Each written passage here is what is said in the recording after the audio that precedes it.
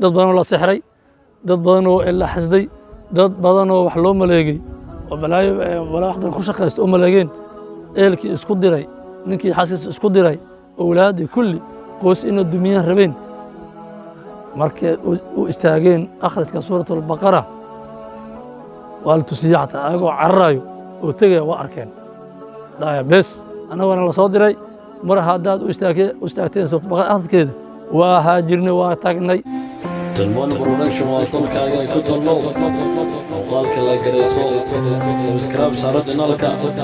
balbalkan furo si aad ula socoto Salman Production بسم الله الحمد لله والصلاة والسلام على أكرم خلق الله سيدنا مولانا محمد النبي الأمي وآله وصحبه وسلم أجمعين وبعد برنامج كنا ما أنت حكساب سيئة هاي عجائب قراءة سورة البقرة عجائبتا فإذوينك كجرو أخرنت سورة البقرة أيانو ما أنت قادنا إن شاء الله أصحابتا أن جعلنا هاي كحرا جنال كان waxaa mar walba idin soo gudbinaa hadba wax walba oo anfacayo hadba mawduucii aan isdhahno mawduucan aad iyo aad uu xasaasi u yahay asxaabta uu ku fiican yahay uu ku wanaagsan yahay maanta hadda waxaa idin wadnaa insha allahu tacaala suuratul baqara idin wadnaa suuratul baqara waxay leedahay cajaa'ib fara badan oon halkan aan lagu soo koobi karin hase ahaatee waxaan unbaa ka dhihi doonaa adinkana waad arki doontaan biidni illaahi albaari suurat albaqara waa suuradda labaad ee qur'aanka kariimka ah tartiib ahaan markii lasoo tiriyo 114 suuradda qur'aanka kariimka waana suuradda ugu dheer ee qur'aanka waxaa ku duugan barako weyn ayaa ku dhex duugan suurat albaqara uuna garanin ilaa qof ilaahay uu garansiiyo ma ahane mana fahmayo ilaa qof daa'imo oo akhriyo ayaa arki kara keliya suurat albaqara waxay difaacdaa qofka akhriyo way difaacdaa waxay faa'iido u leedahay oo faa'iidada dhexlaayo oo heli karo qofka akhriyo suurat albaqara waxay burburisaa cadowga xasadka shaydaanka jinniga kulli suurat albaqara way dudumisaa way burisaa markii aakhiro la tagana qofkii qur'aanka akhri jiray qur'aanka markii uu shafeeco qaadayo suurat albaqara iyo suurat aal cimraan ayaa hogaaminayo qofkii u doodayaan dhahayaan ilaa qofka ama jannaha la geeyo naar ha laga badbaadiyo ay ku dhahayaan wuxuu nabigu leeyahay calayhi salaatu wasalaam guryihiina qubuur ha ka dhiginna maxaa yeelay guriga lagu akhriyo qur'aanka ama suurat albaqara guriga lagu akhriyo shayaadiintu way ka cararaan way ka haajiraan marka waxaa loo baahan in guriga lagu akhriyo qur'aanka kariimka laasima suurat albaqara in lagu akhriyaba xadiidkaas waxaa warinaya abu hureyra radi allahu canhu suurat albaqara labada aadood u dambeyso aamana rasuulu iyo laa yukallifu llahu nafsan ilaa wascahaa nabigeena sal ly slam faa'iida weyn uu ka sheegay oo faa'iidadaas waxaa ka mid ah qofkii akhriya marka uu seexanayo inay kaafinayaan qiyaamkii salaatuleylkii inay ka kaafinayaan culamada ku fasiraan haddii cadow iyo xasidkaas inay kaa kaafinayaanna waa halkaas waa fadli weyn ayaa ku sugan habeenkaas inay ka kaafinayaan qofkii akhriya guriga qofka ku akhriyo suurat baqara qofka guriga ku akhriyo shaydaan ma soo dhowaanayo faa'iido weyn waa shaydaan ma soo dhowaanayo gurigaas nabiga ilaahi calayhi salaatu wasalaam wuxuu leeyahay ilaahay kitaab ayuu qoray wuu xukmiyey intaanu samaawaadka iyo dhulka abuurin ka hor bialfay caam 2000 oo sano ka hor intaas qabrin ilaahay kitaab qoray wuxuu soo dejiyey 2 aayadood ka mid ah oo 2 aayadood wuxuu ku khatimay suurat albaqara laa min rasuul wa ilaa yukallifu nafsan qof ma akhriyo guri kuma akhriyo labadaas aayadood 3 habeen shaydaan ma soo dhowaanayo qofkaas 3 habeen qofka guriga ku akhriyo shaydaan ma soo dhowaanayo marka habeenkaas inaad daamta laga rabo markaad sii seexanaysidba inaad wardi ka dhigatid ayaa laga baahan yahay dad waxaa jiro akhriyey suurat albaqara ee faa'iido weyn ka gaaray dadkaas da wax ka sheegno qisooyinka aan soo qaadano qof ayaa xanuunsanaa muddo xanuunsanaa xanuunadii haayey isbitaal walba waa la geeyey waxbaa laga qaban waayey wuxuu guda galay qofkaas inuu akhriyo suurat albaqara waa carabka saaray waana daa'imay waxaa lagu gaara dawaamka waay dadka intay hal mal wax akhriyaan laba mal akhriyaan waxay ku leeyihin waxaa uma arkin aniga shayga waxaa la rabaa wad ilaa aad ka miro dhalaysid nawadida laga rabaa marka dhowr bilood bil laba bil marka wada keliya qofka ilaahay caafimaad taam ayuu siiyey على عذر كان أول الله كاني عافماتك الله هايو إلهي عافمات سي قفكي هيه حالة دي سعريك توكبح إلهي وأقود به فرج عسرك هاينا يسر إلى أبدل سبحانه وتعالى فإذا وين هيه قفك لنا وحوق ذلك قيام الليل أيو اشتاك ساعة ليلك وحفظ سناي سورة البقرة أيو كو آخر جري ساعة ليلك والقرآن يقول لي وحوشي أجر بدنيا هاي markii lagu akhriyo salaad dhexdeeda wax ajirkaas wax gaari kara ma lahan witr wuxuu ku sameyn jiray suuratul duha ayuu witrkan ku tukan jiray markuu dhameeyo qofkaas laba bilood ayuu daa'imay laba bilood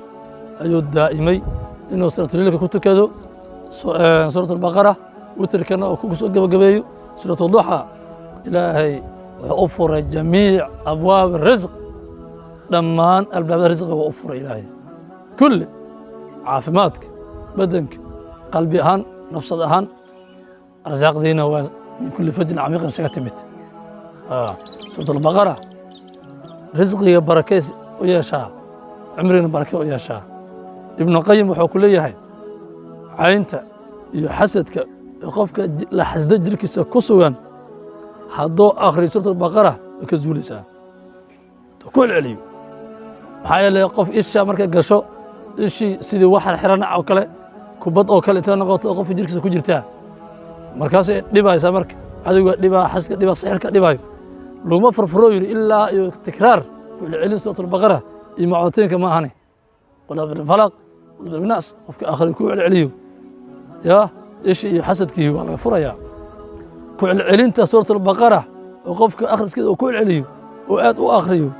ilaahay wuxuu ka bedel qofka jirkiisa wuxuu ka wareejiyaa mixnad walba ee haysa ma dhibayso fadal durmankaas ma ku dhibayso il xaasida ku dhibayso xaasid iyo cadowna waxa ka qaadmayaan da ku celi suuratul baqara oo raatiba ka dhigatid ma sha Allah qofkii xifdiya suuratul baqara akhriyo ee ku celiyo ilaahay wuxuu u soo jiidaa qofkaas kullu khayraat khayraadka dhan la soo jiidaa oo u keenaa بركو إلى سيا قفكاس بركو رزق قفك أو صوشة سكرين أو سنهيل لهان يقول كوسة سورة البقرة بركو أقول في نفسي وأهلي ومالي وولدي نفتيس أهل كيس مال كيس أولاديس إلى قفك قلنا يا سورة البقرة وكذا قفك دائمه سورة البقرة أخذ كذا علماء الدين حكولين حكولين أن القرآن قرآنك دمانتيس بركة كله بركة قرآنك دمانتي وبركة لكن سورة البقرة هي سيدة البركات بركوينك سيد أطح قرآنك أطلنا صوب بركة وحاسيدها سورة البقرة الله أكبر قفك بضيع سورة البقرة أخرس كده أد بضيع أرواح حنطة جرك كجرتو خبيثة إلهي وكبحيا markaasuu ilaahay naftiisa arwaax wanaagsan oo diib ah oo daacaadka jecel oo cibaadada jecel oo geliya waswaaskii iyo khanaaskii iyo xasadkii iyo cadowgii iyo nafs ahaanba qofka ilaa marka qofka door inuu cibaadaysto waxa u diidayo ya oo nafta amaaro loo yaqaano ilaa waa ka zuulnaya asoo naf fiican u siinaya haddii qofka suurat baqara akhriyo oo ku celceliyo shaydaankii uu imaanaya qofkii suurad qaban uu imaanaya qaab ahaan uu ku imaanaa shaydaankii maxaa ilaa waa gubaysaa soo maa waa gubaysaa haddii marka aad ku celiso baqara aad sii wadid akhriskeedii ya oo ilaa ka kaalmad lawtid shaydaankii waa iska cararaa jinnigii cadowgii xaasidkii wixii la soo diray waa ka cararayaan halka war dad badan oo la sixray dad badan oo la xasday dad badan oo wax loo maleegay oo balaayo waxdan ku shaqaysto oo maleegeen eelkii isku diray ninkii xaaskiisa isku diray أولادي كل قوس إنه الدنيا ربين مركز واستاجين أخرج كسورة البقرة والتسيحة أقول عرايو وتجي وأركان لا بس أنا وأنا صادري مرة هادات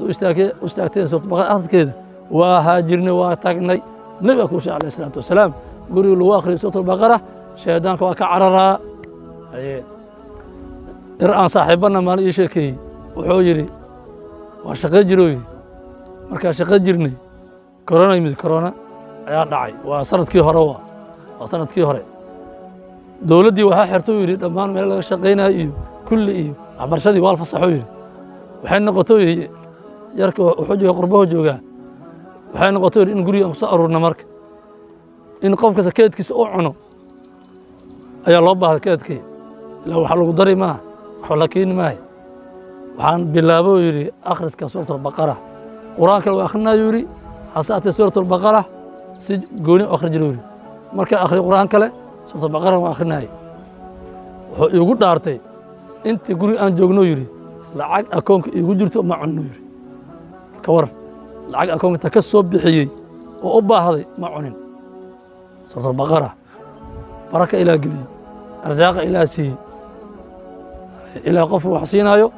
soo ku siina ilaahay waa ogyaha ilaah saa og soo ku siinaayo marka ikhwaani suurat albaqara oo ilaahayna siiyey waa suurad dheer waana dareemaysaayo wax axkaam ku sugan oo la yaabaysaa la cajabaysaa waxa qisooyin ku sugan dhexdeeda waa la cajabaysaa haddaan ka hormarno axkaamta bal ku jirto maxaa ka mida axkaamta ku jirto soomka ka mida soomka looga hadlay suurat albaqara soomka aayaddaa soomka waajibisay meel kale kuma jirto soomka ramadaanka idaa looga hadlay wixii burinayo kulliya axkaamul xaj waa looga hadlay suurat albaqara waa axkaamu dalaaq waa looga hadlay axkaamul xeed meesha lagu sheegay ridaaci waa lagu sheegay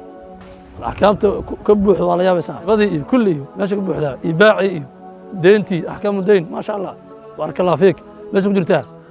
qisooyinka ku saar marka qisooyinkana buux waay qisadii nabilahi muusa calayhi salaam iyo fircoon waa loo sheekeeyey qisada reer banu israa'iil oo sacyi oo suuradda magaceeda laga qata baqara marka laga qatayba gowraca la yidhi idaa loo qiseeyey qisooyinka loo qiseeyey aad u fara badiyin waxaa kaloo ka mid ah qisadii ninkii wanaagsanaa rajulkii saalixa cuseyr qisad cuseyr oo loo sheekeeyey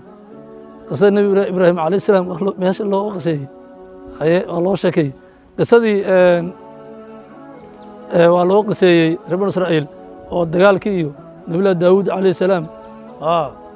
falmasdal biljunuud waa loo qiseeyey waa qatala daawuudu jaaluuta nabi daawud alayhi salaam iyo jaaluut meesha loo qiseeyey marka qisooyin fara badan kulansatay iyo axkaam fara badan faa'iidooyinkaasna iyo cajaabtiisana way ka buuxaan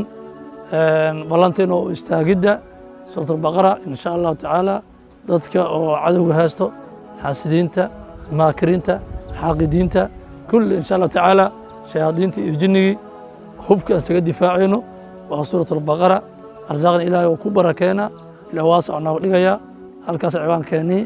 ku soo elanina in sha allah billahi tawfiiq wasalaamu allah calaykum waraxmatu tacaala wabarakaatu